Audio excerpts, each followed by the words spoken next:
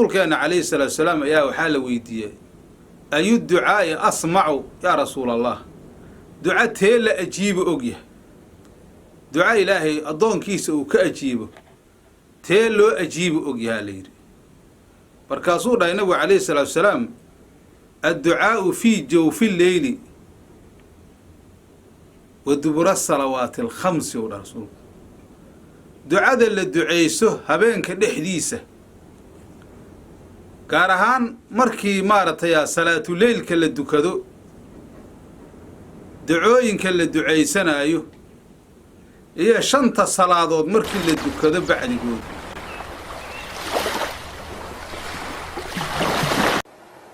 يوتيوب كانوا وحاقوا قبضونا هدي ألا يراهدو نشرينتا دينتا إسلامك إنانو كفدينو oo aanu gaarsiino dadka walaalahayna ah oo Soomaaliyeed ahlu khayrka ah inay su'aalaha iyo jawaabaha ay ka helaan oo su'aalaha soo weydiiyaan wixii ishkaal uu ka galo Ilaahay wuxuu naga fahamsiiyay aanu jawaabta ugu celino ayaanu doonaynaa alxamdulillahi rabbil aalamiin والصلاة والسلام على أشرف الأنبياء المرسلين سيدنا ونبينا محمد وعلى آله وصحبه وسلم أجمعين ولا ليال درسينا أنه درسي لبعض وأنه أحد إنه قيام الليل ك وحيابها الصراعة وعبادة كلاه قفك مركو سمايو قيام الليل وسمايو وحاو سمينا يا الدعاء إنه إلهي سبحانه وتعالى وبريو حوائج تيسا في الدنيا والآخرة وحي إنه إلهي كبر سبحانه وتعالى مركا دعاء أمارة يا وقت بعد الصلوات للدعيستو أيضنا وحيتهاي والأجيبة يا حديث أو حاجري وحست سند كيسو حسن يا إمام الترمذي وريي حديث كاس مركا وحوي رسولنا عليه الصلاة والسلام يا وحال ويديه أي الدعاء أسمع يا رسول الله دعاء تيلا أجيب أجيه دعاء إلهي أضون كيس وكأجيبه تيلو أجيب أجيه ليري بركاسور النبي عليه الصلاة والسلام الدعاء في جوف الليل ودبر الصلوات الخمس يا رسول دعاء اللي دعيسه هبينك الحديثة كارهان مركي مارتيا صلاة الليل كلا دكدو دعوين كلا دعيسنا أيوه هي شنطة صلاة مركي اللي دكدو بعد يقول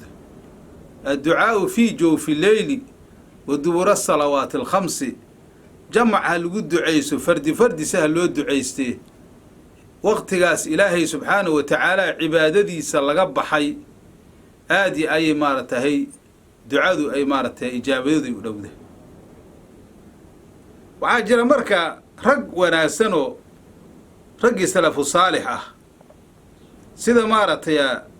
أو شاقي ننك اللي يرادو يزيد ابن هارون أياه حوله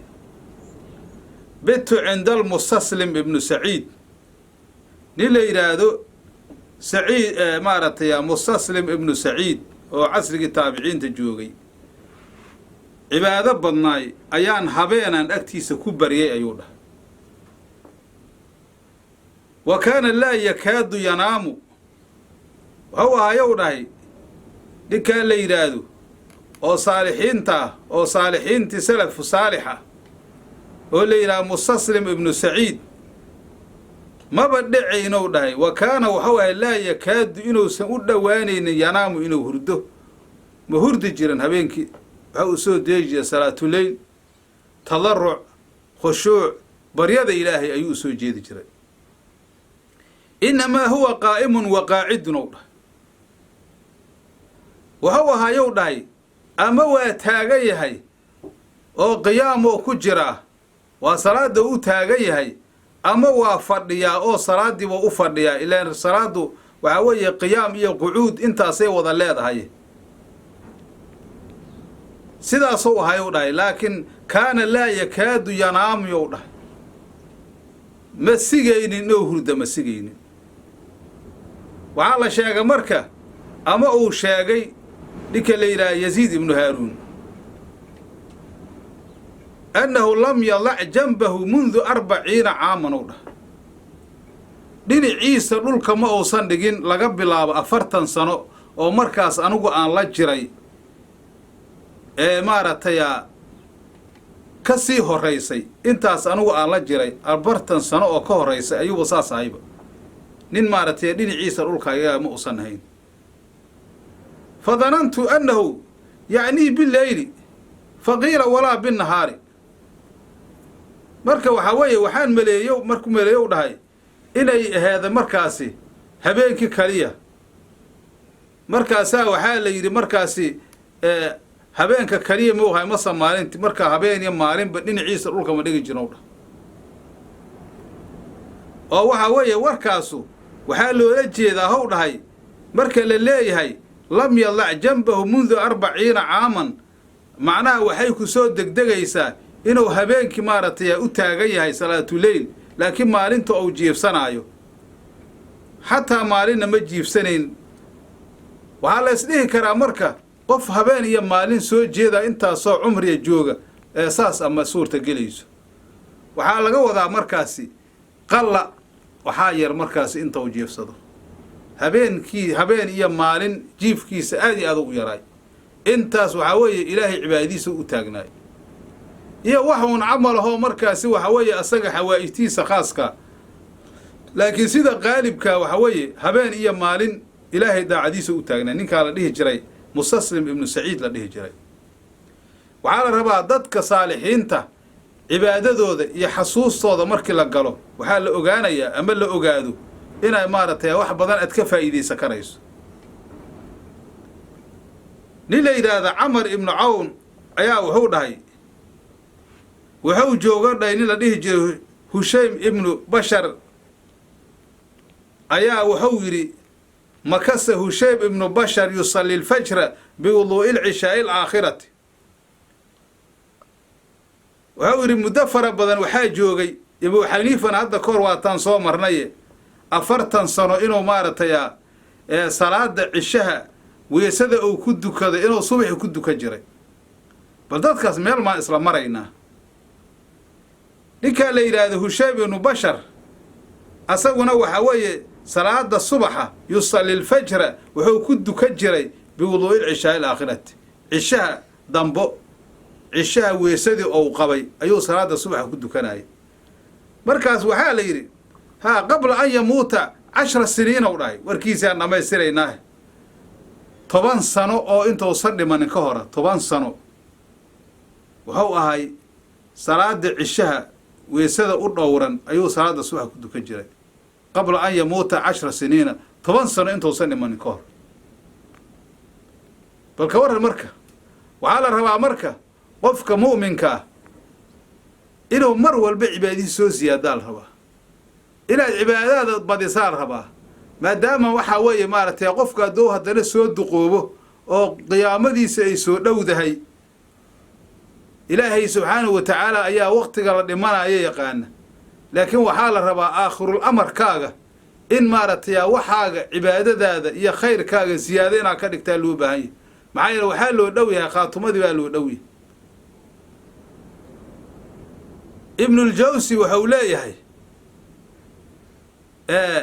yaa man kaana lahu qalbun famaata yaa man kaana lahu waqtun fafaata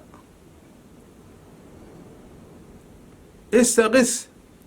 man biwaadi lbukaa'i fa innahu musaacidun sabuurun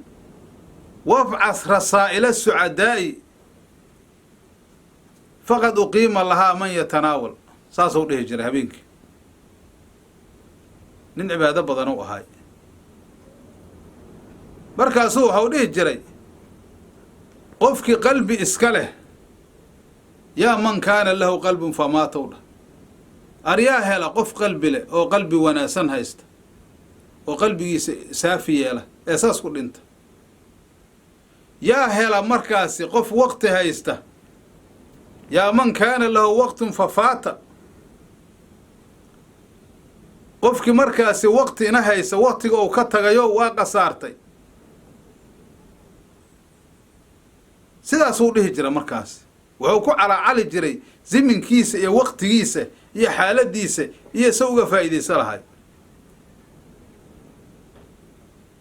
waxay culummadu yidhaahdaa marka qiyaamuleylka dad ayaa laga xarimay oo ay ku culus yahay qiyaamuleylkii iska daaya salaaddii kalaaba ku culus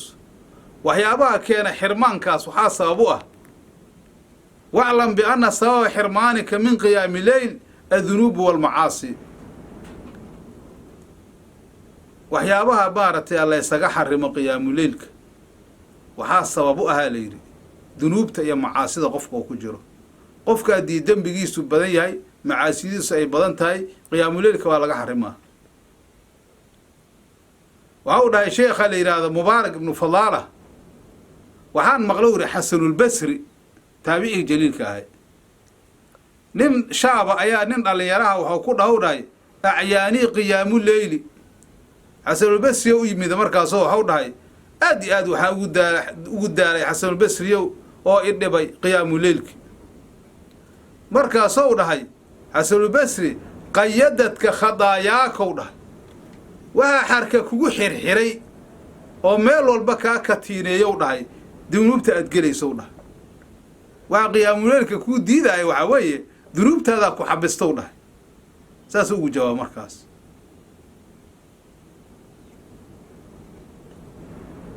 marka waxaa la rabaa in sidaas maaragtaya hadda wixii dunuubta kaa dahiraayey waa salaatuleylki cibaadadii ilaahay subxaanahu wa tacaala waxyaabihii qalbiga hadda casharkeenna oo aan ku soo qaadanaynay oo dawaa'ul qalbiga ahay oo qur-aankoo tadabbur lagu akhriyo ee qalbigoo calooshoo badnigoo la khaali yeelo salaatuleylkoo la dukado cinda saxar in ilaahay loo tawaaduco dadka saalixiinta lala fadhiisto oo dadka shaqiyaasha iyo ciyaalo suuqa in laga dheeraadaa loo baahan yahay kuwaas waxay kuu badinayaan dembigay kuu badinayaan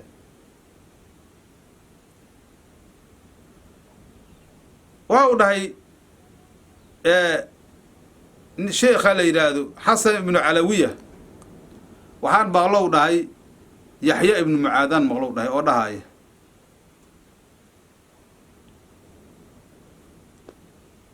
asagoo dhahay ilaahi kayfa afraxu waqad casaytuka ilaahayow saan u farxaaya anoo ku caasiye ilaahu anoo adiga ku caasiye seen u farxi karaa wa kayfa laa afraxu waqad caraftuka seen u farxi weyhaaya ilaahu anoo ku gartoo ku aqaana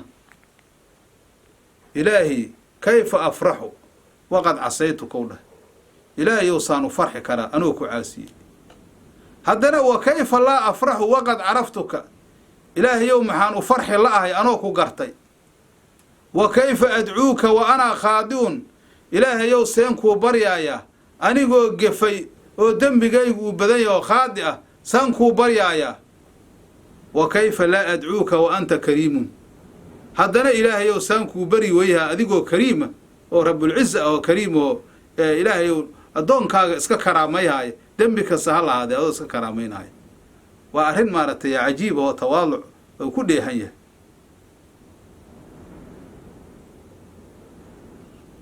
sidaas ayuu maaragtay u dhihi jiray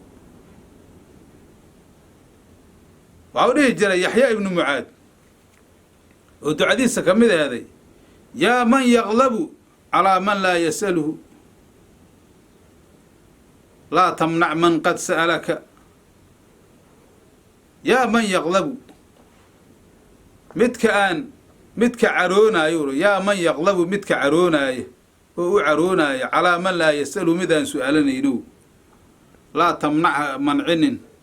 oo wuxuu ku su-aashaha ka reebin man qad sa'alaka qofka ku su-aasha waa allah subxaanahu wa tacaala saas ayuu dhihi jiray marka nin la yidhaahdo mucaawiyata ibnu qurata ayaa waxaa laga wariyey inuu abadarda saxaabigii jaliilka ahay cuwaymir alcijlaani ayuu maalin u yimiday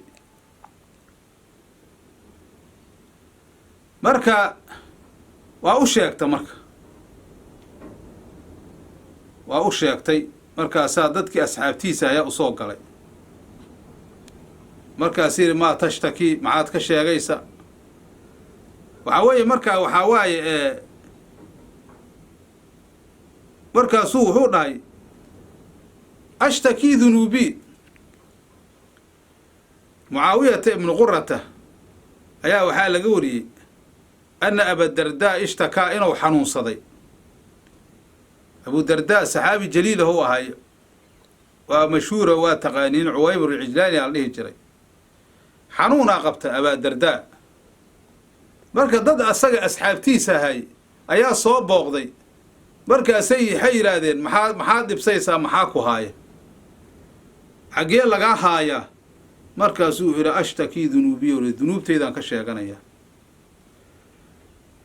ma dhihineede meel heblaa layga haaya iyo sidaasaa lay haaya dadku hadday yidhahda intaa layga haaya cudur heblay haaya saas ma dhahaya dhe waxa dhammoo ihaaya waa dunuubtayda shu'migeedu dhahay markaasay waxay leeyiin famaa tashtahii maxaad ishtihaynaysaa maxaa rabtaa noo sheeg bal waxaa rabto markaasuu ashtahi ljannata u dhahay jannaan ishtihaynaa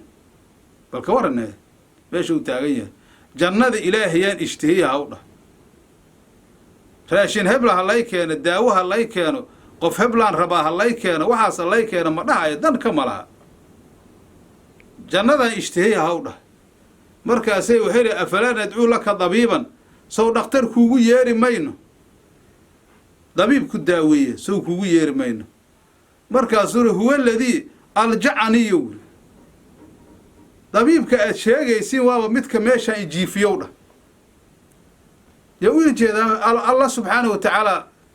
ilaahay ula jeedaa subxaanahu wa tacaala dabiibki asagu dabiib kale maba rumaysna moogta